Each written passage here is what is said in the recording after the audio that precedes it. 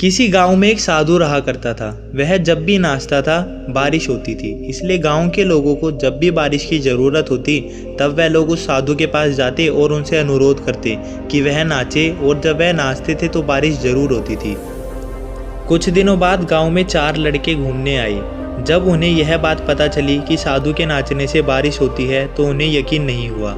शहर की पढ़ाई लिखाई के घमंड से उन्होंने गांव वालों को चुनौती दे दी कि अगर हम भी नाचेंगे तो बारिश ज़रूर होगी, और अगर हमारे नाचने से बारिश नहीं हुई तो साधु के नाचने से भी नहीं होगी।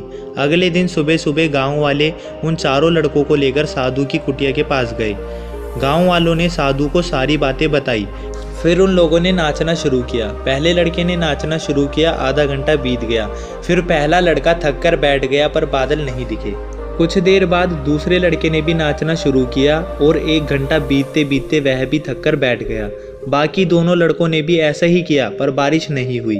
अब साधु की बारी थी। उसने नाचना शुरू किया। 1 घंटा बीत गया पर बारिश नहीं हुई। साधु फिर भी नहीं रुका, वह नाचता ही रहा, नाचता ही रहा। 2 घंटे बीत गए पर बारिश नहीं हुई। 4 घंटे बीत गए पर बारिश नहीं हुई। लेकिन साधु ने तो रुकने का नाम ही नहीं लिया। धीरे धीरे शाम ढलने लगी। तभी बादलों की गड़गड़ाहट सुनाई दी और थोड़ी देर बाद जोरों की बारिश शुरू होने लगी।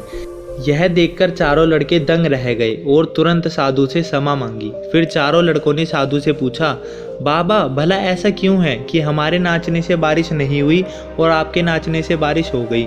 साधु ने उत्तर दिया, जब मैं नाचता हूँ तो 2 बातों का ध्यान रखता हूँ। पहली बात तो मैं यह सोचता हूँ कि अगर मैं नाचूंगा तो बारिश को होना ही पड़ेगा, और दूसरी यह, मैं तब तक नाचूंगा जब तक बारिश ना हो जाए। सफलता पाने में यही गुण विद्यमान होता है। वह जिस काम को भी करते हैं उसमें उसे सफल होने का पूरा भरोसा होता है, और वह तब तक उस काम को करते हैं जब तक कि उसमें सफल ना हो जाएं। इसलिए अगर हमें सफलता हासिल करनी है तो इस साधु की तरह ही हमें भी अपने लक्ष्य को प्राप्त करना होगा। आपको हमारी कहानी कैसी लगी कमेंट कर ज़रूर बताएं और चैनल को सब्सक्राइब भी कर लें। धन्यवाद।